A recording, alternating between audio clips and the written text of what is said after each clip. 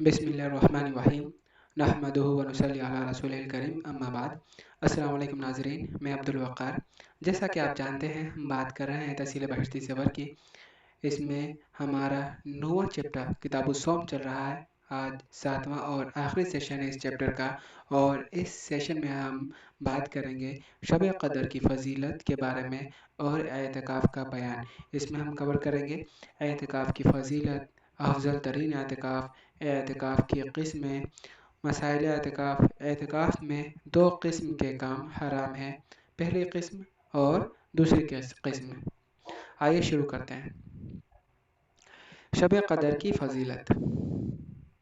حق تعالی فرماتے ہیں، لیلۃ القدر خیر من الف شہر، یعنی شب قدر 1000 مہینوں سے بہتر ہے۔ مطلب یہ ہے کہ اس رات میں عبادت کرنے کا اتنا زیادہ ثواب ہے کہ دوسرے دنوں میں 1000 مہینے تک عبادت کرنے سے بھی اتنا ثواب نہیں ملتا جتنا ثواب اس ایک رات میں عبادت کرنے سے مل جاتا ہے۔ اس آیت کا شان نزول امام سیوطی رحمہ اللہ نے لباب النقول میں یہ نقل فرمایا ہے کہ رسول اللہ صلی اللہ علیہ وسلم نے بنی اسرائیل کے ایک شخص کا ذکر فرمایا جس نے اللہ تعالیٰ کے راستے میں 1000 مہینے جہاد کیا تھا۔ اس پر حضرات صحابہ اکرام رضی اللہ عنہم نے تعجب فرمایا اور انہیں اس بات پر قلق و افسوس ہوا کہ ہمیں یہ نعمت کیوں کر میسر آ سکتی ہے۔ چنانچہ اللہ تعالیٰ نے یہ آیت نازل فرمائی، اِنَّا أَنزَلْنَاهُ فِي لَيْلَةِ الْقَدْرِ وَمَا أَدْرَاكَ مَا لَيْلَةُ الْقَدْرِ لَيْلَةُ الْقَدْرِ خَيْرٌ مِّنْ أَلْفِ شَهْرٍ، یعنی شب قدر میں جہاد کرنا ان 1000 مہینوں سے بہتر ہے جن میں اس شخص نے اللہ تعالیٰ کے راستے میں جہاد کیا تھا۔ دوسری روایت میں یہ ہے کہ بنی اسرائیل میں ایک ایسا آدمی تھا جس نے 1000 مہینہ تک دن میں دشمنان دین سے جہاد کیا اور رات بھر عبادت میں بسر کی۔ اس پر اللہ تعالیٰ نے یہ آیت کریمہ نازل فرمائی، لیلۃ القدر خیر من الف شہر، یعنی شب قدر میں عبادت و جہاد ان 1000 مہینوں سے جن میں اس شخص نے عبادت و جہاد کیا تھا بہتر ہے۔ اس مبارک رات کی قدر کرنی چاہیے کہ تھوڑی سی محنت سے کتنا زیادہ ثواب حاصل ہوتا ہے، اور اس رات میں خاص طور پر دعا قبول ہوتی ہے۔ اگر تمام رات عبادت میں نہ گزار سکیں تو جس قدر بھی ہو سکے عبادت کرنی چاہیے، ایسا نہ ہو کہ پست ہمتی سے بالکل ہی محروم رہ جائے۔ حدیث میں ہے کہ یہ مہینہ یعنی رمضان تمہارے پاس آ گیا ہے، اور اس میں ایک رات ایسی ہے جو 1000 مہینوں سے بہتر ہے۔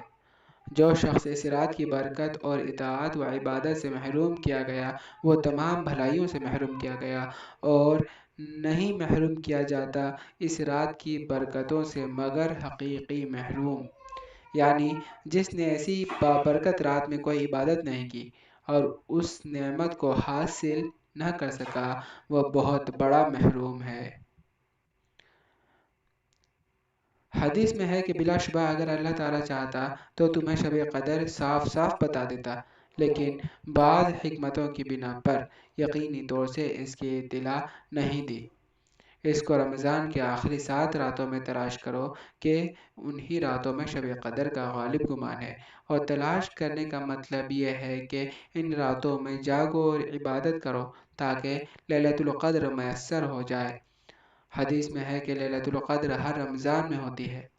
ایک اور حدیث میں ہے کہ لیلۃ القدر رمضان کی 27ویں شب میں ہوتی ہے۔ اس رات کے تعین میں بڑا اختلاف ہے، مگر مشہور قول یہی ہے کہ یہ 27ویں شب کو ہوتی ہے۔ اگر ہمت اور قوت ہو تو بہتر یہ ہے کہ آخری 10 راتوں میں جاگے، اور اس میں یہ ضروری نہیں کہ کچھ نظر آئے تبھی اس کی برکت میسر آئے گی، بلکہ کچھ نظر آئے یا نہ آئے عبادت کرے اور برکت حاصل کرے۔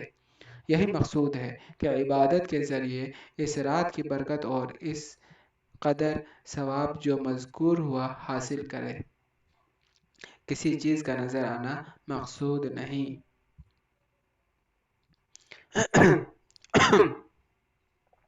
اعتکاف کا بیان۔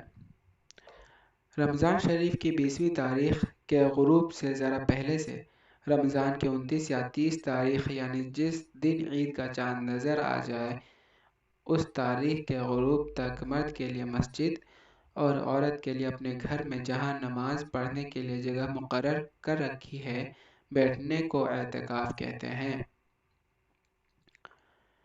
اعتکاف کی فضیلت۔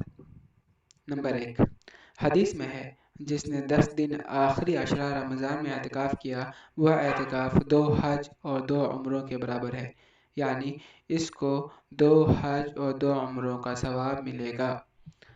نمبر 2، حدیث میں ہے جس نے عبادت سمجھ کر اور ثواب حاصل کرنے کے لیے اعتکاف کیا تو اس کے گزشتہ گناہ بخش دیے جائیں گے، یعنی صغیرہ گناہ۔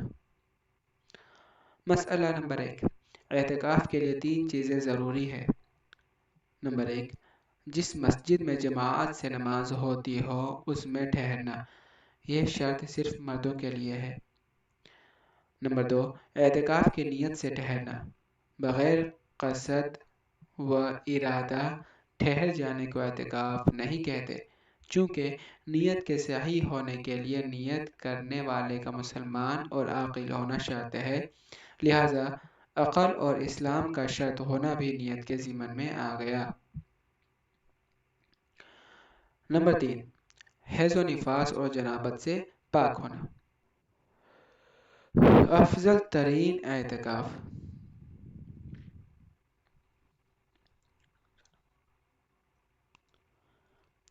یہاں پر اعتکاف کے لیے 3 شرطیں بتائی گئی ہیں، 3 چیزیں ضروری ہیں۔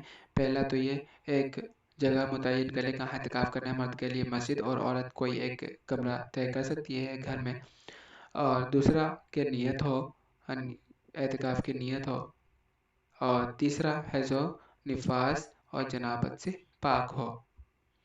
افضل ترین اعتکاف۔ مسئلہ نمبر 2، سب سے افضل وہ اعتکاف ہے جو مسجد حرام یعنی کعبہ مکرمہ میں کیا جائے، اس کے بعد مسجد نبوی کا، اس کے بعد مسجد بیت المقدس کا، اس کے بعد اس جامع مسجد کا جس میں جماعت کا انتظام ہو، اگر جامع مسجد میں جماعت کا انتظام نہ ہو تو محلے کی مسجد، اس کے بعد وہ مسجد جس میں زیادہ جماعت ہوتی ہو۔ اعتکاف کی قسمیں۔ مسئلہ نمبر 3، اعتکاف کی 3 قسمیں ہیں، واجب، سنت موقدہ اور مستحب۔ نمبر 1، واجب۔ نظر کا اعتکاف واجب ہوتا ہے، نظر چاہے غیر معلق ہو، جیسے کوئی شخص بغیر کسی شرط کے اعتکاف کی نظر کرے، یا معلق ہو، جیسے کوئی شخص یہ کہے کہ اگر میرا فلاں کام ہو جائے گا تو میں اعتکاف کروں گا۔ نمبر 2، سنت موقدہ۔ رمضان کے آخری عشرے میں نبی کریم صلی اللہ علیہ وسلم پابندی کے ساتھ اعتکاف کرنا احادیث صحیحہ میں منقول ہے، مگر یہ سنت موقدہ بعض کے کر لینے سے سب کے ذمے سے اتر جائے گی۔ نمبر 3، مستحب۔ رمضان کے آخری عشرے کے سوا اور کسی زمانے میں چاہے وہ رمضان کا پہلا، دوسرا عشرہ ہو یا اور کوئی مہینہ، اعتکاف کرنا مستحب ہے۔ یہاں پر 3 طریقے کا اعتکاف بتایا گیا ہے۔ پہلا واجب ہے، جب کوئی نظر مان لیتا ہے کہ میرا فلاں کام ہو گیا تو میں اعتکاف کروں گا، یا ویسے ہی کہہ دیتا ہے، کوئی شرط نہیں لگاتا کہ میں 3 دن کا اعتکاف کروں گا، اگر اس طریقے کا بنا شرط کا کوئی اگر نظر مان لے تو غیر معلق ہے۔ اگر کوئی شرط کے ساتھ اگر نظر مانے کہ میں یہ کام ہو جانے کے بعد میں 5 دن کا اعتکاف کروں گا تو یہ معلق ہے، اس کو واجب کے درجے میں آتا ہے۔ اور سنت موقدہ رمضان کے جو آخری عشرہ ہے اس کا اعتکاف کرنا، آخری عشرے کا، وہ سنت موقدہ ہے۔ اگر کوئی ایک شخص بھی کر لیتا ہے کسی ایک جگہ سے تو سب کی طرف سے وہ مطلب سب کے ذمہ سے اتر جائے گا، ورنہ سارے کے سارے گنہگار ہوں گے اگر کوئی بھی نہ کیا تو۔ نمبر 3 ہے مستحب۔ اس जो कभी भी किया जा सकता है आखिरी अशरे को छोड़कर, कभी भी किया जा सकता है ये, और इसका कोई वक्त मुतय्यन नहीं है कि कितने देर के लिए किया जाएगा। मसाइल एतिकाफ़। मसला नंबर 4, वाजिब एतिकाफ़ के लिए रोज़ा शर्त है। जब कोई शख्स एतिकाफ़ करेगा तो उस पर रोज़ा रखना भी लाजिम होगा, बल्कि अगर ये भी नियत करे कि मैं बग़ैर रोज़े के एतिकाफ़ करूँगा तब भी इस पर रोज़ा रखना लाजिम होगा। इसी वजह से अगर कोई शख्स रात के एतिकाफ़ की नियत करे तो वह लग़ू समझी जाएगी, क्योंकि रात रोज़े का वक्त नहीं। अलबत्ता अगर रात दिन दोनों की नियत करे या सिर्फ कई दिनों की नियत करे तो फिर रात ज़िम्नन दाखिल हो जाएगी और रात को भी एतिकाफ़ करना ज़रूरी होगा, और अगर सिर्फ एक ही दिन के एतिकाफ़ की नज़र माने तो फिर रात ज़िम्नन भी दाखिल न होगी। एतिकाफ़ के अय्याम में ख़ास एतिकाफ़ के लिए रोज़ा रखना ज़रूरी नहीं, चाहे किसी गर्ज़ से भी रोज़ा रखा जाए, एतिकाफ़ के लिए काफ़ी है। मसलन कोई शख्स रमज़ान में एतिकाफ़ की नज़र माने तो रमज़ान का रोज़ा उस एतिकाफ़ के लिए भी काफ़ी है। अलबत्ता इस रोज़ा का वाजिब होना ज़रूरी है, नफिल रोज़े उसके लिए काफ़ी नहीं। मसलन कोई शख्स नफिल रोज़ा रखे और उसके बाद उसी दिन के एतिकाफ़ की नज़र माने तो सही नहीं। अगर कोई शख्स पूरे रमज़ान के एतिकाफ़ की नज़र माने और इत्तेफाक से रमज़ान में एतिकाफ़ न कर सके तो किसी और महीने में उसके बदले एतिकाफ़ कर लेने से नज़र पूरी हो जाएगी, मगर इस दौरान रोज़े रखना और मुसलसल एतिकाफ़ ज़रूरी होगा। यहाँ पर वाजिब एतिकाफ़ के बारे में बताया जा रहा है कि बग़ैर रोज़ा के एतिकाफ़ नहीं होता। अगर सिर्फ रात भर का एतिकाफ़ करना चाहता है वाजिब, यानी कि मगरिब के बाद से फजर तक का, तो भी एतिकाफ़ दुरुस्त नहीं होगा। क्यों? क्योंकि वो रोज़ा का वक्त आया ही नहीं उसके ऊपर। अगर एक दिन का एतिकाफ़ करता है तो फजर से लेकर, जब फजर शुरू हुआ था उस वक्त से लेकर मगरिब तक का वो एतिकाफ़ कर सकता है। क्यों? क्योंकि ये पूरा वक्त रोज़े की हालत में गुज़रा उसका। 5 दिन का एतिकाफ़ करता है तो 5 दिन लगातार उसको रहने पड़ेंगे, 5 रोज़े लगातार रखने पड़ेंगे उसको, तो 5 दिन का एतिकाफ़ हो जाएगा 5 लगातार दिनों का।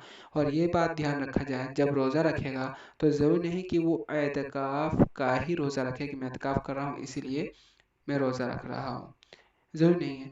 वो क़ज़ा रोज़ा रख सकता है, वाजिब, नफ़िल रोज़ा नहीं होगा, लेकिन नफ़िल रोज़ा नहीं। रमज़ान का रोज़ा हो सकता है, क़ज़ा रोज़ा हो सकता है रमज़ान का, या एतिकाफ़ का वाजिब रोज़ा, या कोई नज़र का रोज़ा भी उसमें रख सकता है। जैसे किसी ने नज़र मान लिया कि अगर मेरा फ़लाँ काम हो गया तो मैं 3 रोज़े रखूँगा, तो वो उसने वाजिब कर लिया अपने ऊपर, और 5 दिन के एतिकाफ़ में जब बैठ रहा है तो 3 रोज़ा नज़र का वो रख सकता है, 2 रोज़ा और रख ले एतिकाफ़ के लिए, या फिर जो क़ज़ा अगर हो गई हो तो क़ज़ा रोज़ा, या अगर रमज़ान के महीने में ही हो रहा है तो रमज़ान का महीना तो वैसे ही फ़र्ज़ है, वो रख सकता है। लेकिन नफली रोज़ा नहीं। ऐसा नहीं कि नफिल रोज़ा मैं रख रहा हूँ और ऊपर से मैंने नियत कर लिया कि चलो मैं एतिकाफ़ कर लेता हूँ, नहीं, नफिल रोज़ा नहीं। मसला नंबर 5, एतिकाफ़ मसनून में तो रोज़ा होता ही है, इसलिए इसके यहाँ बयान करने की ज़रूरत नहीं।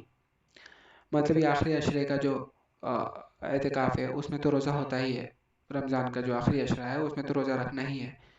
अगर रोज़ा नहीं रखेगा तो वो एतिकाफ़ भी टूट जाएगा, उसका एतिकाफ़ भी दुरुस्त नहीं होगा। मसला नंबर 6, मुस्तहब एतिकाफ़ में भी एहतियात ये है कि रोज़ा शर्त है और मुअतमद कौल ये है कि शर्त नहीं। मुस्तहब एतिकाफ़ में 2 कौल हैं, एक ये है कि इसकी मिक़दार कम अज़ कम 1 दिन है, ये एहतियात इसी कौल के मुताबिक है। दूसरा कौल ये है कि इसके लिए कोई मिक़दार मुक़र्रर नहीं, लिहाजा इसके लिए रोज़ा भी शर्त नहीं। 2 कौल यहाँ बताई गई है कि जो मुस्तहब है उसके लिए एक तो ये है कि कम से कम 1 दिन होना चाहिए ताकि वो रोज़ा रख ले, कम से कम 1 दिन, और दूसरी कौल ये है कि इसका कोई वक्त मिक़दार मुक़र्रर नहीं है, 5 मिनट का भी रख सकता है, 10 मिनट का भी, एक नमाज का वक्त का भी रख सकता है, और इसके लिए रोज़ा शर्त नहीं है। इसलिए रोज़ा शर्त नहीं है ताकि वो उसके ऊपर है, एतिकाफ़ करने वाले के ऊपर है कि कितने देर का नियत कर रहा है, 5-10 मिनट के लिए कोई रोज़ा तो रखेगा नहीं, कोई रोज़ा होता ही नहीं है।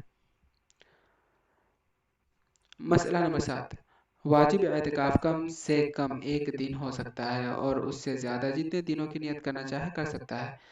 مسنون اعتکاف ایک عشرہ ہے، اس لیے کہ مسنون اعتکاف رمضان کے آخری عشرے میں ہوتا ہے، اور مستحب اعتکاف کے لیے ایک قول کے مطابق کوئی مقدار نہیں، چند لمحوں کے لیے بھی ہو سکتا ہے۔ واجب اعتکاف کے بارے میں بتایا گیا ہے کہ کتنا مقدار ہو، کم سے کم ایک دن کا، تاکہ ایک روزہ تو کم سے کم رکھ لے، ایک روزہ، ورنہ 5 دن کا، 6 دن کا، 1 مہینے کا وہ رکھ سکتا ہے۔ دوسرا مسنون اعتکاف رمضان کے آخری عشرے میں ہوتا ہے، اس میں تو روزہ رکھنا ہی ہوتا ہے۔ اور تیسرا اعتکاف ہے مستحب، اس کی کوئی وقت مقرر نہیں ہے کہ کتنے دیر کا رکھے، اعتکاف کرے 5 منٹ 10 منٹ کا کر سکتا ہے۔ اعتکاف میں 2 قسم کے کام حرام ہیں۔ مسئلہ نمبر 8، حالت اعتکاف میں 2 قسم کے کام حرام ہیں، یعنی ان کے اعتکاف سے اگر واجب یا مسنون اعتکاف ہے تو فاسد ہو جائے گا، اس کی قضا کرنا پڑے گی، اور اگر مستحب اعتکاف ہے تو ختم ہو جائے گا، کیونکہ مستحب اعتکاف کے لیے کوئی مدت مقرر نہیں، اس لیے اس کی قضا بھی نہیں۔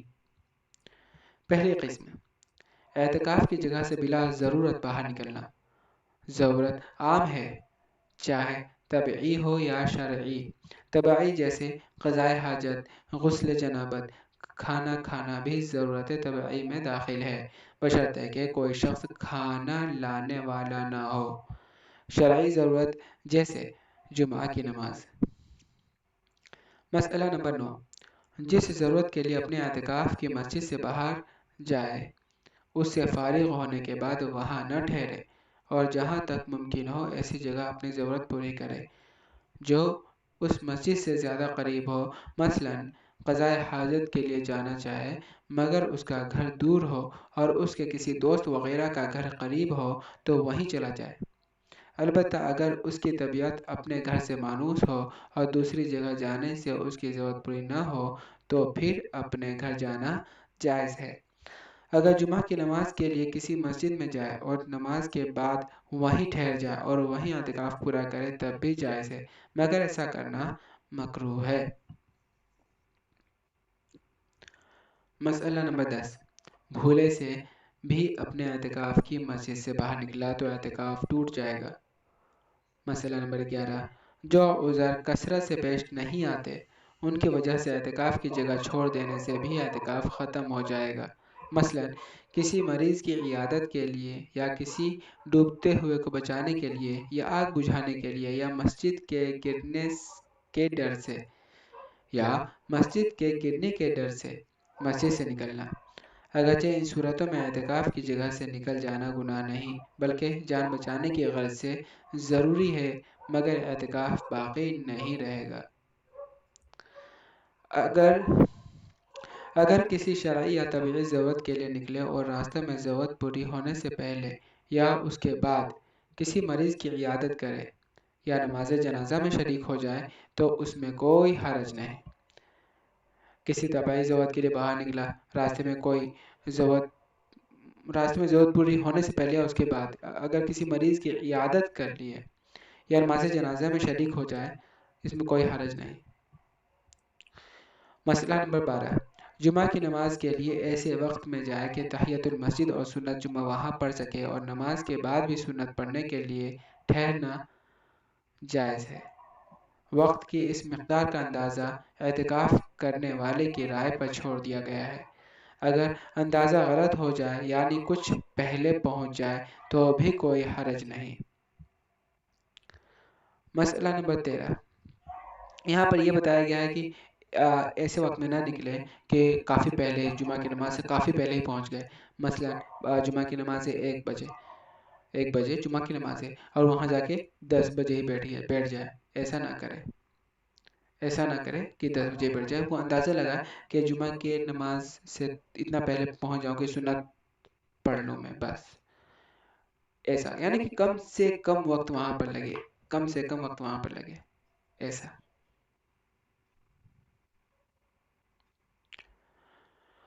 مسئلہ نمبر 13، اگر کوئی شخص زبردستی اعتکاف کی جگہ سے باہر نکال دیا جائے تب بھی اس کا اعتکاف نہ رہے گا، مثلا کسی جرم میں حاکم وقت کی طرف سے وارنٹ جاری ہوا اور اس کو سپاہی گرفتار کر کے لے جائیں، یا کوئی قرض خواہ اس کو باہر نکالے، کوئی آیا زبردستی اعتکاف کرنے والے کو، معتکف کو باہر نکال دیتا ہے مسجد سے، اس جگہ سے باہر نکال دیتا ہے جس جگہ پہ وہ معتکف ہے، تو اس کا اعتکاف ٹوٹ جائے گا۔ مسئلہ نمبر 14، اسی طرح اگر کسی شرعی یا طبعی ضرورت سے نکلے اور راستے میں کوئی قرض خواہ روک لے یا بیمار ہو جائے اور پھر اعتکاف کی جگہ تک پہنچنے میں کچھ دیر ہو جائے، تب بھی اعتکاف قائم نہ رہے گا۔ دوسری قسم، جمع وغیرہ کرنا، چاہے جان کر کیا جائے یا بھولے سے، ہر حال میں اعتکاف باطل ہو جائے گا۔ جو افعال جمع کے تابع ہیں جیسے بوسہ لینا یا معانقہ کرنا، وہ بھی حالت اعتکاف میں ناجائز ہیں، مگر ان سے اعتکاف باطل نہیں ہوتا بشرطے کہ منی خارج نہ ہو۔ اگر ان افعال سے منی کا خروج ہو جائے تو پھر اعتکاف فاسد ہو جائے گا، البتہ صرف خیال اور فکر سے اگر منی خارج ہو جائے تو اعتکاف فاسد نہیں ہوگا۔ مسئلہ نمبر 15، حالت اعتکاف میں بلا ضرورت کسی دنیاوی کام میں مشغول ہونا مکروہ تحریمی ہے۔ مثلا بلا ضرورت خرید و فروخت یا تجارت کا کوئی کام کرنا، البتہ جو کام نہایت ضروری ہو، مثلا گھر میں کھانے کے لیے کچھ نہ ہو اور کوئی قابل اعتماد شخص خریدنے والا نہ ہو، تو ایسی حالت میں خرید و فروخت جائز ہے، مگر خریدنے یا بیچنے کے لیے کسی چیز کا مسجد میں لانا جائز نہیں، جبکہ اس کے مسجد میں لانے سے مسجد کے خراب ہونے یا جگہ رک جانے کا اندیشہ ہو۔ البتہ اگر مسجد کے خراب ہونے یا جگہ رک جانے کا اندیشہ نہ ہو تو بعض کے نزدیک جائز ہے۔